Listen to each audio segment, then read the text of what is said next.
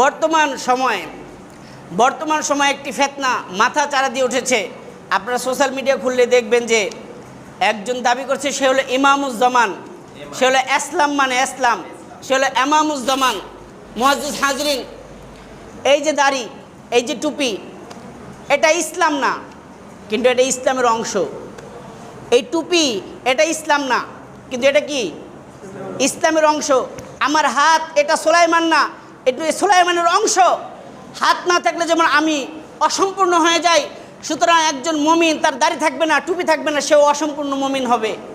কিন্তু তারা বলে এটা ইসলাম না, এটা ইসলাম না, এটা ইসলাম না। তো ইসলাম কি? বলে যে 1400 বছর যাবৎ মুসলিমরা ইসলাম থেকে বিচ্যুত হয়ে গেছে। 1400 বছর যাবৎ মুসলিমরা ইসলাম থেকে বিচ্যুত হয়ে গেছে। আল্লাহ রসুল তাদের বইয়ের মধ্যে লেখা, আল্লাহ রসুল সাল্লাল্লাহু আলাইহি সাল্লামের ইন্তেকালের 60 থেকে 70 বছর পর্যন্ত ইসলাম ছিল। এরপরে ইসলামকে শয়তান বিকৃত করে দিয়েছে। এরপরে মুসলিম উম্মাহ ইসলাম এবং মুহাম্মদী থেকে দূরে সরে গিয়েছে, নাউজুবিল্লাহ। মুআজ্জিজ হাজরিন, তাহলে আল্লাহ রসুল ইন্তেকালের 60 থেকে 70 বছর, তাহলে আমি ধরি আল্লাহ রসুল 11 হিজরিতে ইন্তেকাল করেছেন, আরও 70 বছর 80 হিজরি। অথচ আল্লাহ রসুল সাল্লাল্লাহু আলাইহি সাল্লামের সাহাবা, সর্বশেষ সাহাবা, তিনি ইন্তেকাল করেছেন 110 হিজরিতে। বলেন কত হিজরিতে? তাহলে 110 হিজরিতে যে সাহাবি মারা গেছেন, ইন্তেকাল করেছেন, ইমামুজ্জামান বলতেছেন সেও সঠিক ইসলামের উপর ছিল না, অর্থাৎ সে কাফের মুরতাদ হয়ে গিয়েছিল। তো যেই ব্যক্তি সাহাবীদেরকে তাকফির করে, আপনাকে এরপরও তার কথা শুনবেন? তাবেঈন, আইম্মা মুজতাহিদিন, তারা কোথায় ছিল?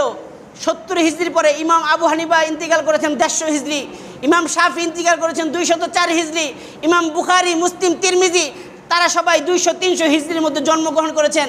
তো ইমাম বুখারীর ইসলাম ছিল না, ইমাম মুসলিমের ইসলাম ছিল না, ইমাম বাইহাকির ইসলাম জানা ছিল না। 1400 বছর পরে এসে বাংলার জমিনে আপনার ইসলাম একেবারে জানা হয়ে গেছে। এই কথা যারা বিশ্বাস করে, তাদের অনুসরণ যারা করে, তারা ডাহা, মিথ্যা কথা এবং ইসলামী বিরুদ্ধে শত্রুদের এজেন্ডা ছাড়াও আর কিছু বাস্তবায়ন করতে চায় না। মুআজ্জিজ হাজরিন, এই জন্য আপনাদের সচেতন হতে হবে, সতর্ক হতে হবে। আল্লাহ রাসূল বলেছেন শুধু মুসলমানদের মধ্যে 73 ফেরকা হবে, 72 ফেরকা জাহান্নামী, একটা জান্নাতি। আমার মতো এরকম হাজার হাজার আলেম থাকবে, মাথায় টুপি থাকবে, মুখে দাড়ি থাকবে, কিন্তু সে মানুষদেরকে দলে বলে জাহান্নামের দিকে নিয়ে যাচ্ছে। এই জন্য আপনি সচেতন। আপনি ফেসবুকে পড়ে আপনি ইসলাম গ্রহণ করে ফেলছেন। আরে আপনি ফেসবুকে পড়ে তো আপনি ডাক্তারের ওষুধ আপনার বাচ্চাকে খাওয়ান না। আপনি গুগলে সার্চ করেন যে আমার বাচ্চার জ্বর হয়েছে, এখন কি ওষুধ খাওয়াবো। গুগল আপনাকে যে ডিরেকশন দিল সেই অনুযায়ী ডাক্তার দেখেন না, বরং 700-800 টাকা ভিজিট দিয়ে আপনি ডাক্তার দেখিয়ে আপনার সন্তানের ওষুধ খাওয়ান। দুনিয়ার পার্থিব জীবন। আর আপনি যেই ঈমান দিয়ে জান্নাতে যেতে চান, সেই ঈমান শিখতেছেন আপনি ফেসবুক থেকে, সেই ঈমান শিখতেছেন আপনি ইউটিউব থেকে। এটা আমাদের জন্য হতভাগা, কপাল পোড়া ছাড়া আর কিছু না। মুআজ্জিজ হাজরিন, এই জন্য সচেতন হন। আল্লাহ রাসূল বলেন খয়রুল কালামি কালামুল্লাহ ওয়া আহসানুল হাদি হাদি মুহাম্মাদিন সাল্লাল্লাহু আলাইহি ওয়াসাল্লাম ওয়া খয়রুল উমুরি আওয়াজিমুহা ওয়া শাররুল উমুরি মুহদাসাতুহা ওয়া কুল্লু মুহদাসাতিন বিদআ ওয়া কুল্লু বিদআতিন যালালা ওয়া কুল্লু যালালাতিন ফিন্নার। তোমাদের কাছে নতুন নতুন কথা শুনলে মজা লাগে, কিন্তু মনে রাখো আল্লাহ রাসূল বলেন সবচাইতে বিশুদ্ধ বিষয় হচ্ছে যেটা তোমার আকাবিররা করে আসছে, ওয়াশাররুল উমুরি মুহদাসাতুহা, আর সবচেয়ে নিকৃষ্ট বিষয় হচ্ছে যেটা তোমাদের সামনে নতুন নতুন আবির্ভাব হচ্ছে। সকলেই জবান খুলে মুহাব্বতের সাথে পড়ি, আউযু বিল্লাহি মিনাশ শাইতানির রাজীম, বিসমিল্লাহির রহমানির রহিম। وجاء من أقصى المدينة رجل يسعى قال يا قوم اتبعوا المرسلين اتبعوا من لا يسألكم أجرا وهم مهتدون. وقال النبي الصادق المصدوق صلى الله عليه وسلم: طلب العلم فريضة على كل مسلم ومسلمة. دین کے سورج ڈوب رہی ہے، دین کے سورج ڈوب رہی ہے ہم لوگوں کے سامنے، روز محشر کیا جواب ہے مصطفیٰ کی سامنے. بلغ العلا بکمالہ کشف الدجا بجمالہ حسنت جمیع خصالہ صلو علیہ وآلہ. মুআজ্জাজ হাজিরিন, সম্মানিত মুসল্লিয়ান কিরাম, আলোচনা করছিলাম সূরাতুল বাকারার ৭৯ নম্বর আয়াত সম্পর্কে। আল্লাহ রাব্বুল আলামিন বলেন: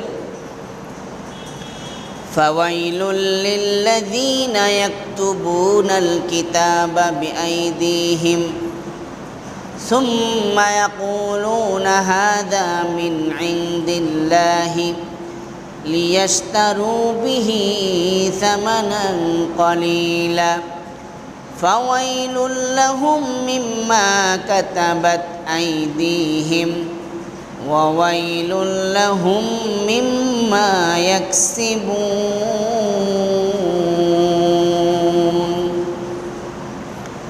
رب العالمين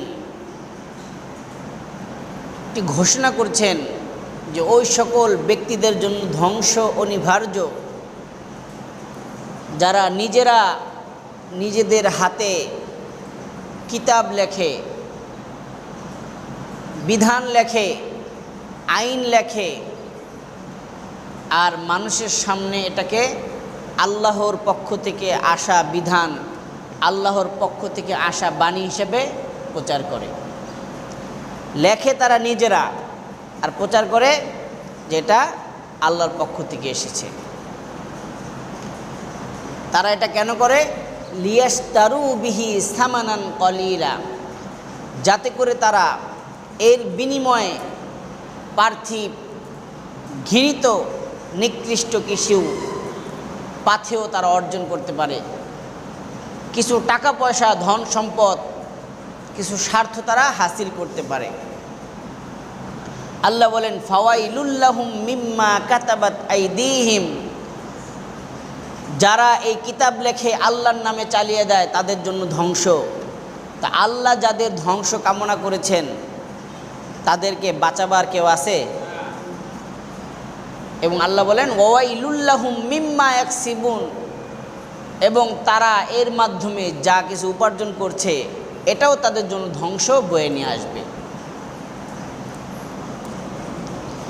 আমি গত সপ্তাহে আপনাদের কাছে এই আয়াতের প্রেক্ষাপট, এই আয়াতের ইতিহাস সম্পর্কে আলোচনা করেছি।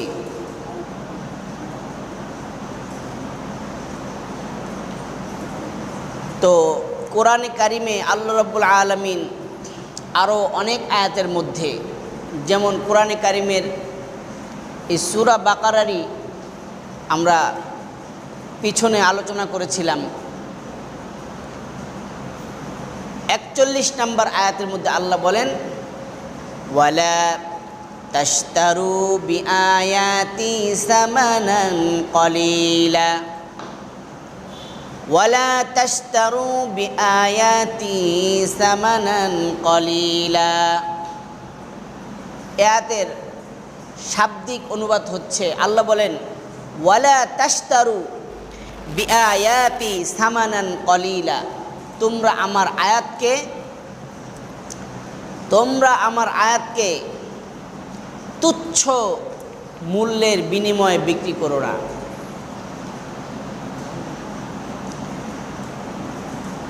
এভাবে আল্লাহ তাআলা কোরআনের অনেক জায়গায় এরকম আয়াত নাজিল করেছেন যে আমার কোরআনের আয়াতকে তোমরা তুচ্ছ মূল্যের বিনিময়ে বিক্রি করো না। এবং আল্লাহ রাব্বুল আলামিন বলেন ওয়ালা তালবিসুল হাক্কা বিল বাতিল ওয়া তাকতুমুল হাক্কা, তোমরা সত্যকে মিথ্যার সাথে গুলিয়ে ফেলো না। ওয়া তাকতুমুল হাক্কা, এবং তোমরা সত্যকে গোপন করো না। সূরাতুল ইয়াসিনের মধ্যে আল্লাহ রাব্বুল আলামিন বলেন ইত্তাবিউ মান লা ইয়াসআলুকুম আজরান ওয়া হুম মুহতাদুন, যে তোমরা ওই সকল ব্যক্তিদের অনুসরণ করো যারা তোমাদের কাছে কোনো বিনিময় চায় না। ইত্তাবিউ মান লা ইয়াসআলুকুম আজরান, যারা তোমাদের কাছে কোনো বিনিময় চায় না, তোমরা এমন ব্যক্তিদের অনুসরণ করো ওহুম মুহতাদুন, যদি তারা এমত অবস্থায় নিজেরা হেদায়েত প্রাপ্ত হয়। যারা তোমাদেরকে কোনো কথা বলছে তারা যদি নিজেরা হেদায়েত প্রাপ্ত হয় এবং তোমাদের কাছে কোনো বিনিময় না চায়, তাহলে তোমরা তাদের অনুসরণ করো। এই কোরআনের বেশ কিছু আয়াত আল্লাহ রাব্বুল আলামিন এ সম্পর্কে নাজিল করেছেন। তো এটা নিয়ে আমাদের বর্তমান সময়ে বেশ সমালোচনা হচ্ছে। তারা এই আয়াতকে ফিট করছে বর্তমান উলামায়ে কেরামের বিপক্ষে। তারা বলছে আল্লাহ রাব্বুল আলামিন বলেন ওয়ালা তাশতারু বিআয়াতি সামানান কলিলা, তোমরা আমার এই আয়াতকে পার্থিব দুনিয়ার স্বার্থে বিক্রি করো না। অর্থাৎ তারা বুঝাতে চায়, তারা এই আয়াত তেলাওয়াত করে আমাদেরকে বুঝাতে চায় এবং এ কথা দ্ব্যর্থহীন কণ্ঠে তারা বলে, যারা কোরআন তেলাওয়াত করে, মসজিদে নামাজ পড়িয়ে, মাদ্রাসায় শিক্ষকতা করে, ওয়াজ করে যারা টাকা নেয়, তারা হচ্ছে এই আয়াতের সম্পূর্ণ বিরুদ্ধাচরণ করছে, তারা এই আয়াতকে অমান্য করছে, সুতরাং তারা হারাম কাজ করছে। অর্থাৎ এক কথায় তারা বলে, যারা মসজিদ মাদ্রাসায় সময় ব্যয় করে, মসজিদ মাদ্রাসায় কাজ করে, ইমামতি করে, শিক্ষকতা করে, মুয়াজ্জিনি করে যারা টাকা নেয়, তারা হারাম করছে, তারা হারাম কাজ করছে, তারা এই আয়াতের বিপরীত কাজ করছে। আল্লাহ বলতেছেন ওয়ালা তাশতারু বিআয়াতি সামানান কলিলা, তোমরা অল্প টাকার বিনিময়ে, অল্প টাকা বলতে পুরা পৃথিবীর সব কিছুকে এখানে বোঝানো হয়েছে, অর্থাৎ দুনিয়ার যে কোনো স্বার্থে তোমরা আমার আয়াতকে বিক্রি করো না। তাহলে কেউ যদি ইমামতি করে টাকা নেয়, সে তো কোরআনকে বিক্রি করছে, সুতরাং সে হারাম কাজ করছে। কেউ যদি মাদ্রাসায় পড়িয়ে টাকা নেয়, সে তো কোরআন বিক্রি করছে, সে হারাম কাজ করছে। আর আল্লাহ বলেন ইত্তাবিউ মাল্লা ইয়াসআলুকুম আজরা ওয়া হুম মুহতাদুন, তোমরা ওই সকল ব্যক্তিদের অনুসরণ করো যারা তোমাদের কাছে কোনো বিনিময় চায় না এবং তারা নিজেরা হেদায়েত প্রাপ্ত। তাহলে যারা আপনাদের কাছ থেকে বিনিময় নেয়, আপনারা তাদের কথা শুনবেন না, কারণ আল্লাহ বলছেন তাদের কথা শোনা যাবে না। শুনতে হবে কাদের কথা? যারা আপনাদের কাছে কোনো বিনিময় চায় না। এই দুইটা আয়াত বা এই ধরনের মর্মার্থ যে সকল আয়াতে আছে, এগুলা বলে তারা বর্তমান গোটা পৃথিবীর উলামায়ে কেরাম হারাম কাজের মধ্যে লিপ্ত আছে, তারা হারাম উপার্জন করছে, এ কথা তারা দ্ব্যর্থহীন কণ্ঠে মানুষকে বোঝানোর চেষ্টা করছে। মুআজ্জাজ হাজরিন, আল্লাহ রসুল সাল্লাল্লাহু আলাইহি ওয়াসাল্লাম আমাদের কাছ থেকে বিদায় নিয়ে চলে গেছেন কত বছর হবে? 10-12 বছর তো হবে নাকি? কত বছর বলেন? বর্তমান 1437 হিজরি চলমান, অর্থাৎ আল্লাহ রসুল হিজরত করেছেন, আল্লাহ রসুল ইন্তেকাল করেছেন 11 হিজরির প্রথম দিকে, 11 হিজরির প্রথম দিকে।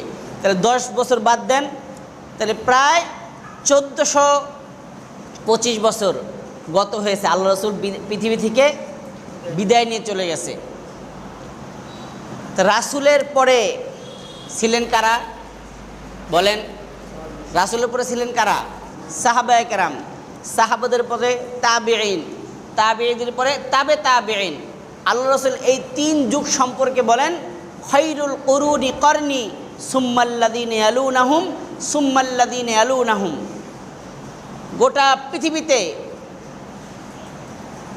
গোটা পৃথিবীতে এমন 3টা স্বর্ণযুগ আমি রেখে যাচ্ছি, যেই স্বর্ণযুগের মতো ভালো যুগ, ভালো সময় পৃথিবীর মানুষ আর কখনো দেখবে না। আল্লাহ রাসূল বলেন খায়রুল কুরুনি করনি। এই স্বর্ণযুগের একটা যুগ হচ্ছে আমি রাসূলের যুগ। আমি রাসূল যতদিন জীবদ্দশায় ছিলাম, আমার এই যুগটা হলো সর্বোত্তম যুগ। সুম্মাল্লাযীনা ইয়ালুনাহুম, এরপর হলো তাবেঈনের যুগ। সুম্মাল্লাযীনা ইয়ালুনাহুম, এরপর হচ্ছে তাবে তাবেঈনের যুগ। এই 3 যুগকে, 3 সময়কে আল্লাহ রসুল স্বর্ণযুগ বলে আখ্যা করেছেন, স্বর্ণযুগ বলেছেন। তাহলে সাহাবায়ে কেরাম ইসলাম বুঝেন নাই, তাবেঈন তারা ইসলাম বুঝেন নাই, তাবে তাবেঈন তারা ইসলাম বুঝেন নাই। এরপরে এসেছে আইম্মায়ে মুজতাহিদিন, ইমাম আবু হানিফা, ইমাম মালিক, ইমাম শাফি, ইমাম আহমদ বিন হাম্বল, তারা ইসলাম বুঝেন নাই। ইমাম বুখারী, মুসলিম, ইবনে তাইমিয়া, নাসাই, আবু দাউদ, এই হাদিস শরীফ যারা যে সকল বড় বড় মুহাদ্দিসিন কেরাম লিখেছেন, তারা ইসলাম বুঝেন নাই। ইসলাম বুঝেছে সেই যুগ থেকে 1000 বছর পরে এসে 2026 সালের মুসলমানরা সেই ইসলাম ভালো বুঝেছে। এটা যদি আপনারা মানেন, তাহলে এই কথা মানা যাবে যে আজকে গোটা পৃথিবীর সব ওলামায়ে কেরাম হারাম উপার্জন করছে। আর যদি আপনারা মনে করেন না, এই কথা যার মানুষের, যেই সকল মানুষের সামান্য জ্ঞান আছে, তারা বলবে যে আমার চাইতে সাহাবায়ে কেরাম ইসলাম ভালো বুঝতেন না কম বুঝতেন? আমি যেই পরিমাণ ইসলাম বুঝি, আমার চাইতে সাহাবায়ে কেরাম কি ভালো বুঝতেন না কম বুঝতেন? যদি ভালো বুঝে থাকে, তাহলে তারা কি ব্যাখ্যা দিয়েছেন এটা আমি গ্রহণ করব, না এই আয়াতের আপনি কি বুঝেন এটা আপনার থেকে গ্রহণ করব? বলেন। যাদের সামনে নবী ছিলেন, যাদের সামনে কোরআনের এই আয়াত নাজিল হয়েছে, আল্লাহ রসুলের আমল যাদের সামনে, তাদের কাছ থেকে আমরা এই আয়াতের ব্যাখ্যা নিব, না 1400 বছর পরে এসে দাড়ি নাই, মুছ নাই, নামাজ নাই, রোজা নাই, তার কাছ থেকে আমি এই ব্যাখ্যা নিব? বলেন। এই আয়াতের ব্যাখ্যাটা আমি কার কাছ থেকে নিব? আমার কথা বুঝেন নাই। যাদের সামনে কোরআনের এই আয়াত নাজিল হয়েছে, তাদের কাছ থেকে এই ব্যাখ্যাটা নিব, না বর্তমান 2026 সালে এসে একজনে যার ইতিহাস নাই, যার কোনো ইসলামী কোনো জ্ঞান নাই, তার কাছ থেকে আমি আয়াতের ব্যাখ্যাটা নিব? যদি সঠিক ব্যাখ্যা নিতে হয়, তাহলে সাহাবেদের কাছ থেকে নিতে হবে, ঠিক কি না? তাহলে আসেন আমরা সাহাবায়ে কেরামের আমল কি ছিল। আল্লাহ রসুল সাল্লাল্লাহু আলাইহি ওয়াসাল্লামের জীবদ্দশায় আল্লাহ রসুল সাল্লাল্লাহু আলাইহি ওয়াসাল্লাম একটা মাদ্রাসা প্রতিষ্ঠা করেছেন। সেই মাদ্রাসার নাম হচ্ছে আসহাবে সুফা। মাদ্রাসার নাম কি বলেন? আসহাবে সুফা। সেই মাদ্রাসার ছাত্ররা, যাদের কোনো কাজ ছিল না, তাদের কাজ ছিল আল্লাহ রসুলের হাদিস সংগ্রহ করা, আল্লাহর মুখ নিঃসৃত বাণী সংগ্রহ করা। তারা সারাদিন সেখানে খেয়ে না খেয়ে সেখানে পড়ে থাকতো। যদি আল্লাহ রসুল সাল্লাল্লাহু আলাইহি সাল্লামের দরবারে কোনো সাহাবী হাদিয়া নিয়ে আসতেন, আল্লাহ রসুল তাদেরকে দিয়ে দিতেন, তারা সেটা খেয়ে সেখানেই পড়ে থাকতো শুধু ইলমের জন্য। হযরত আবু হুরায়রা রাদিয়াল্লাহু তাআলার নাম আপনারা শুনেছেন? বিখ্যাত সাহাবী হযরত আবু হুরায়রা রাদিয়াল্লাহু তাআলা আনহু, হাদিসের এমন কোনো কিতাব নাই, কিতাবের এমন কোনো পৃষ্ঠা নাই যেই পৃষ্ঠায় হজরতে আবু হুরায়রা রাদিয়াল্লাহু তাআলা আনহুর নাম নাই। হজরতে আবু হুরায়রা রাদিয়াল্লাহু তাআলার পক্ষ থেকে বর্ণিত কোনো হাদিস নাই। তো তিনি এত হাদিস কিভাবে সংগ্রহ করেছেন? তিনি এত হাদিস কিভাবে সংগ্রহ করেছেন? তিনি সেই আসহাবে সুফফার ছাত্র ছিল। তিনি খেয়ে না খেয়ে সেই মাদ্রাসায় পড়ে থাকতেন। হযরত আবু হুরায়রা রাদিয়াল্লাহু তাআলা আনহু বলেন, আমি ক্ষুধার যন্ত্রণায় মুসল্লিরা যখন মসজিদে নামাজ পড়তে আসতো, আমি মসজিদের দরজার সামনে শুয়ে থাকতাম ক্ষুধার যন্ত্রণায়। আর সেই যুগে একটা মির্গি রোগের চিকিৎসা ছিল, যে যার মির্গি রোগ হতো সে তো এরকম মাটিতে গড়াগড়ি করে। আর মানুষ সেই যুগের একটা চিকিৎসা মনে করতো যে কারো যদি মির্গি রোগ হয় তার ঘাড়ের মধ্যে কি করতে হবে? পাড়া দিতে হবে। ঘাড়ের মধ্যে পাড়ালে তার মির্গি রোগ কিছুটা হলে কমবে। তা হযরত আবু হুরায়রা বলেন, আমি ক্ষুধার যন্ত্রণায় মসজিদের সামনে এরকম গড়াগড়ি করতাম। তো মুসল্লিরা নামাজ থেকে বের হয়ে মনে করতো যে আমার মির্গি রোগ হয়েছে। তারা আমার এই ক্ষুধার যন্ত্রণার মধ্যে আর কি করতো? আমার ঘাড়ে, পিঠে, পেটে পাড়া দিত। তো সেই সকল সাহাবায়ে কেরাম এলেম শিখেছেন জনগণের টাকা দিয়ে, জনগণের ব্যবস্থাপনায়। এই জন্য আল্লাহ রাসূল সাল্লাল্লাহু আলাইহি সাল্লাম এটা পছন্দ করতেন না যে তাদের জীবন ওয়াকফ করা হয়েছে এলেমের জন্য, সুতরাং তারা কাউকে কোরআন শিখিয়ে কোনো বিনিময় নিবে, এটা আল্লাহ রাসূল পছন্দ করতেন না।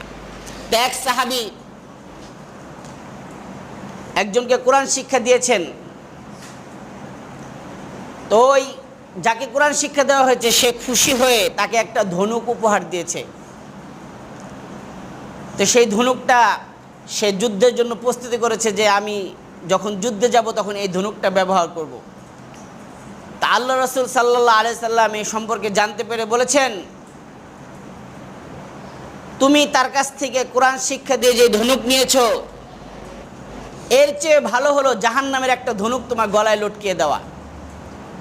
তুমি তাড়াতাড়ি এই ধনুক তাকে ফেরত দাও। তো এই হাদিসটাও তারা এই পক্ষে পেশ করে। তা আল্লাহ রাসূল সাল্লাল্লাহু আলাইহি সাল্লাম যে সকল সাহাবারা আসহাবে সুফফার ছাত্র ছিল, তারা মানুষকে কোরআন শিক্ষা দিয়ে কোনো বিনিময় নিবে, এটা আল্লাহ রাসূল পছন্দ করতেন না। তাহলে বিশেষ সাহাবী যারা আসহাবে সুফফার ছাত্র ছিল, পরক্ষণেই দেখেন হযরতে মুসআব ইবনে উমায়ের, কি নাম বললাম বলেন? হযরত মুসআব ইবনে উমায়ের। হযরত মুসআব ইবনে উমায়ের ছিলেন যুবক সাহাবী। আল্লাহ রাসূল সাল্লাল্লাহু আলাইহি সাল্লাম তাকে কোনো এক শহরে কোরআন শিক্ষা দেওয়ার জন্য পাঠালেন। তা আল্লাহ রাসূল সাল্লাল্লাহু আলাইহি সাল্লাম জানেন যে তিনি এক শহরে যাচ্ছে কোরআন শিক্ষা দেওয়ার জন্য।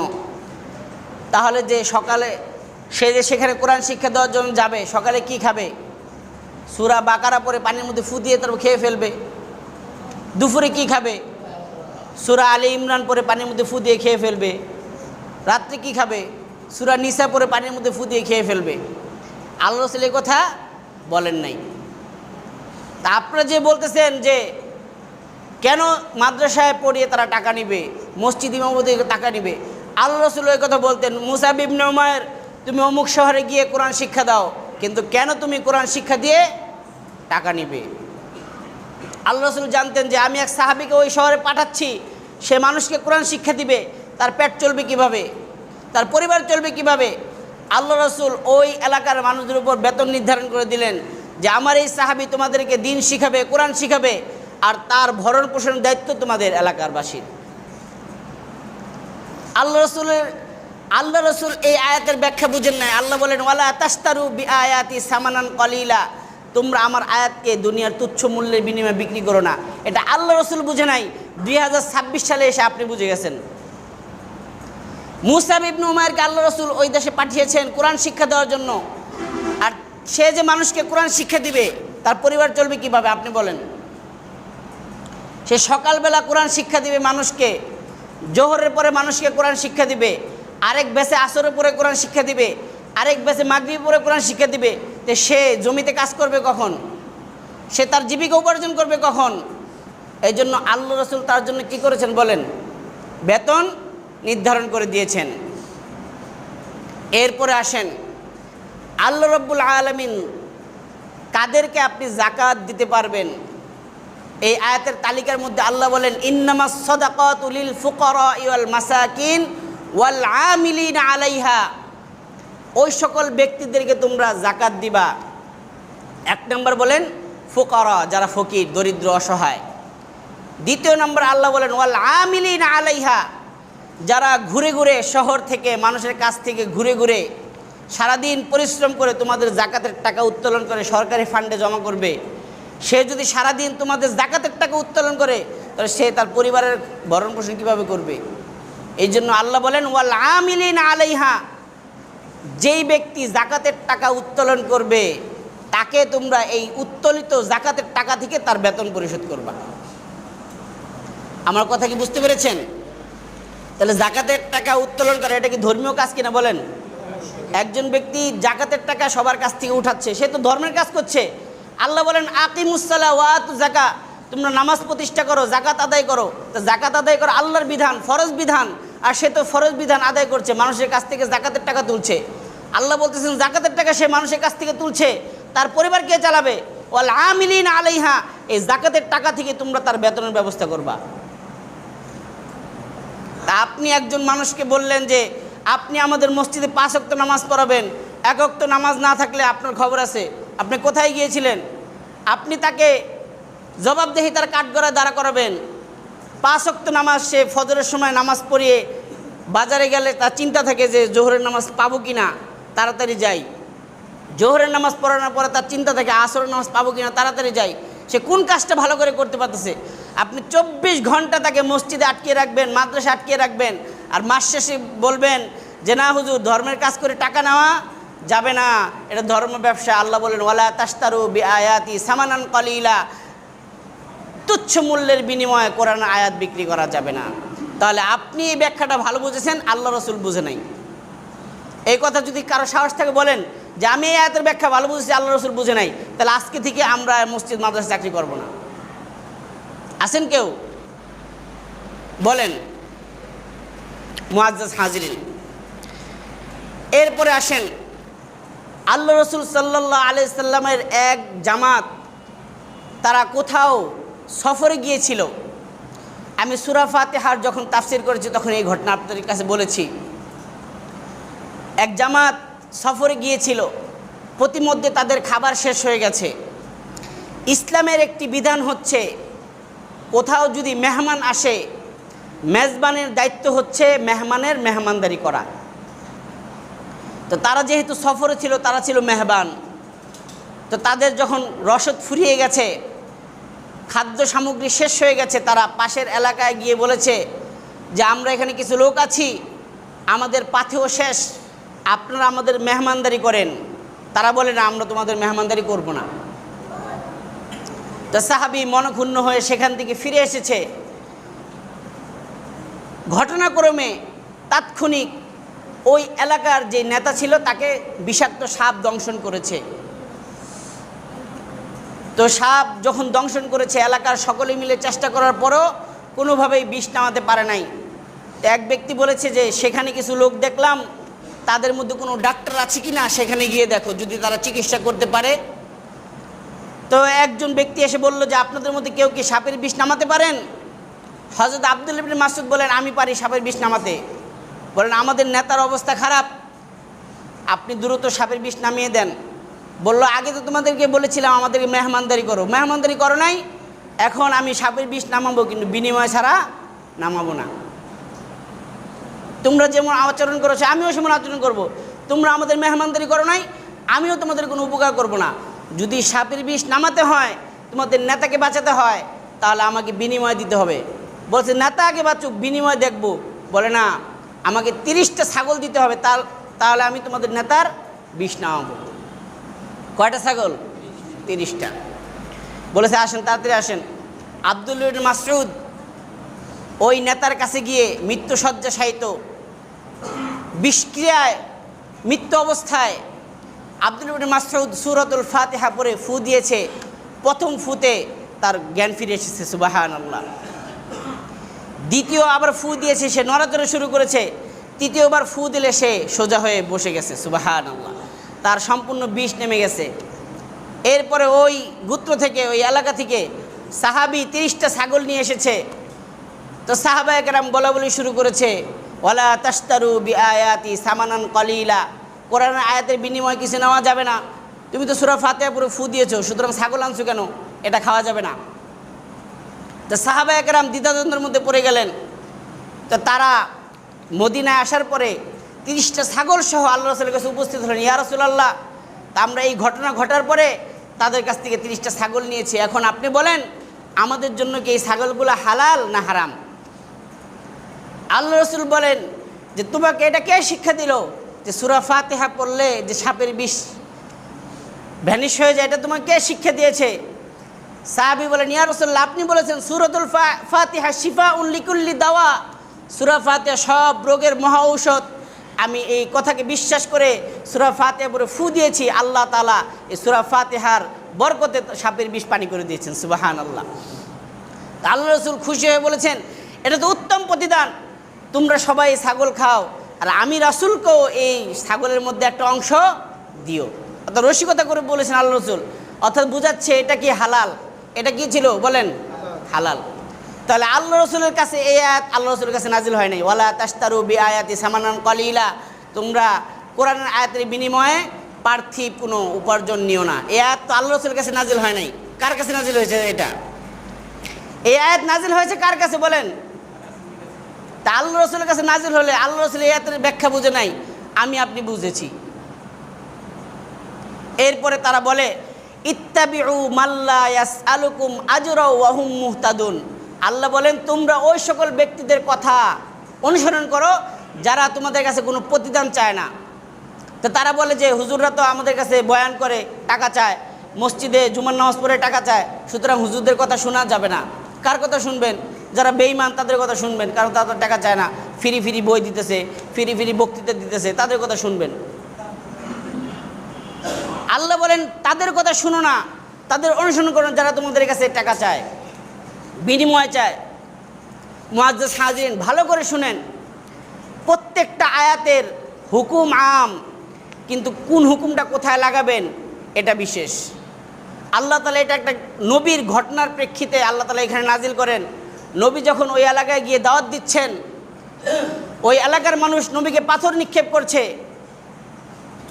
এরপর আল্লাহ তাদেরকে বলছেন যে আরে নবীরা তো তোমাদেরকে ধর্মের কথা বলছে, তো তোমরা তাদেরকে পাথর মারো কেন? সে তো বলছে না যে তোমরা বড় লা ইলাহা ইল্লাল্লাহ দাখালাল জান্নাহ, তোমরা লা ইলাহা ইল্লাল্লাহ বলো জান্নাতে যাবা, আর আমি তোমাদেরকে এই কথা বলে দিলাম এই জন্য আমাকে টাকা দাও। নবীরা তো এই কথা বলতেছে না, নবীরা শুধু বলতেছে তোমরা লা ইলাহা ইল্লাল্লাহ পড়ো, তোমরা কামিয়াব হয়ে যাবা, আমাকে টাকা দিতে হবে না, তোমরা লা ইলাহা ইল্লাল্লাহ পড়ো, তোমরা কামিয়াব হয়ে যাবা।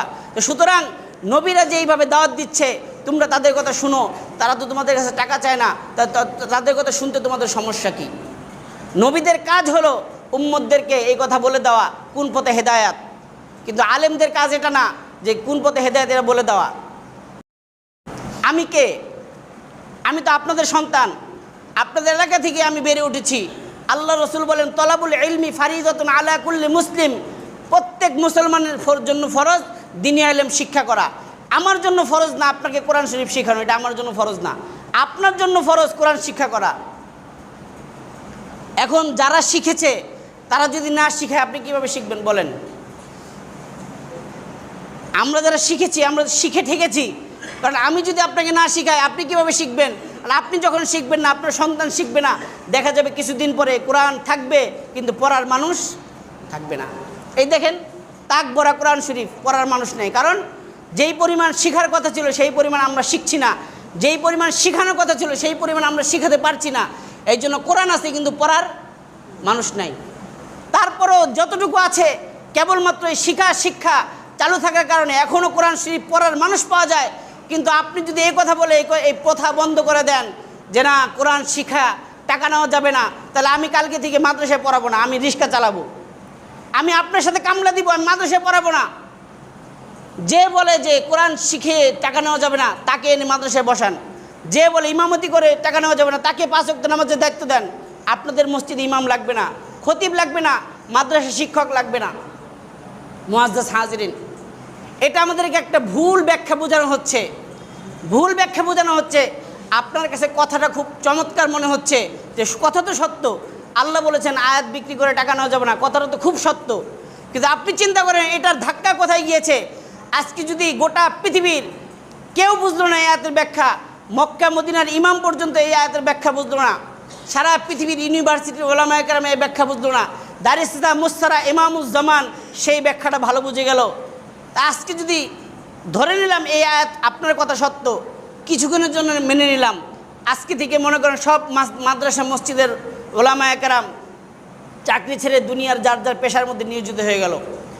কালকে ফজর নামাজটা কে পড়াবে, এটা নিয়ে তো আপনাদের মধ্যে মারামারি শুরু হয়ে যাবে। কিছুদিন পরে দেখা যাবে মসজিদের মধ্যে তালা ঝুলে গেছে, মুয়াজ্জিন সাহেব নাই, মসজিদের ইমাম নাই, মসজিদে তালা ঝুলে গেছে। এরপরে মানুষ যখন পাট রোদ দিছে, পাট রাখার জায়গা নেই, মসজিদের মধ্যে এনে রাখবে।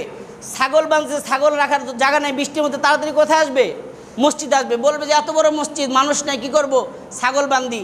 এরপরে ঘোড়া বানবে। মুআজ্জাজ হাজিরিন, কথাটা যদিও মজা লাগতেছে আপনাদের কাছে যে মাদ্রাসা মসজিদে পড়িয়ে টাকা নেওয়া যাবে না, কিন্তু এটা বড় একটা ষড়যন্ত্র।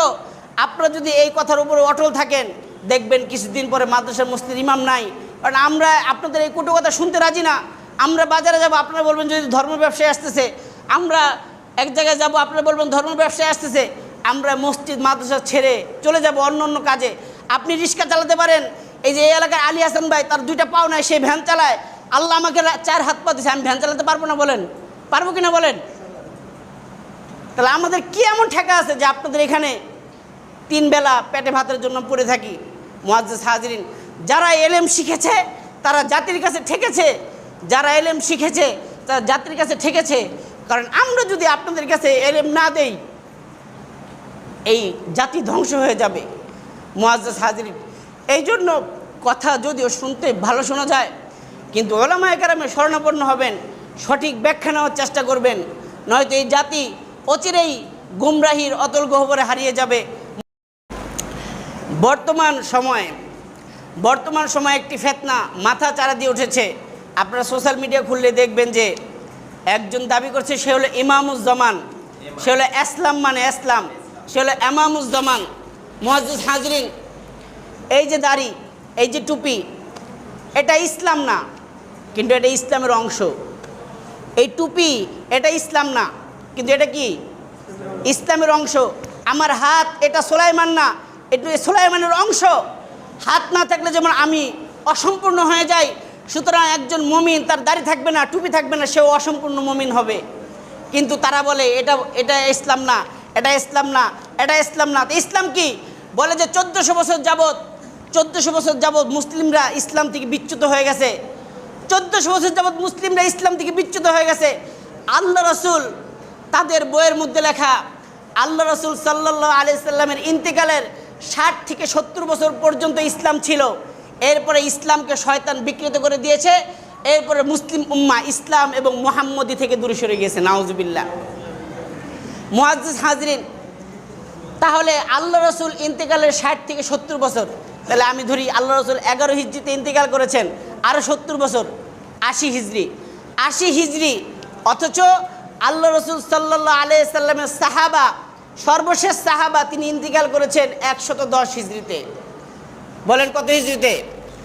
তাহলে 110 হিজরিতে যে সাহাবী মারা গেছেন, ইন্তেকাল করেছেন, ইমামুজ্জামান বলতেছেন সেও সঠিক ইসলামের উপর ছিল না, অর্থাৎ সে কাফের মুরতাদ হয়ে গিয়েছিল। তো যেই ব্যক্তি সাহাবীদেরকে তাকফির করে, আপনাকে এরপরেও তার কথা শুনবেন? তাবেঈন, আইম্মা মুজতাহিদিন, তারা কোথায় ছিল? 70 হিজরির পরে ইমাম আবু হানিফা ইন্তেকাল করেছেন 150 হিজরি, ইমাম শাফি ইন্তেকাল করেছেন 204 হিজরি, ইমাম বুখারী, মুসলিম, তিরমিজি, তারা সবাই 200-300 হিজরির মধ্যে জন্মগ্রহণ করেছেন। তো ইমাম বুখারীর ইসলাম ছিল না, ইমাম মুসলিমের ইসলাম ছিল না, ইমাম বাইহাকির ইসলাম জানা ছিল না।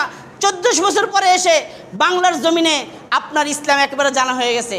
এই কথা যারা বিশ্বাস করে, তাদের অনুসরণ যারা করে, তারা ডাহা।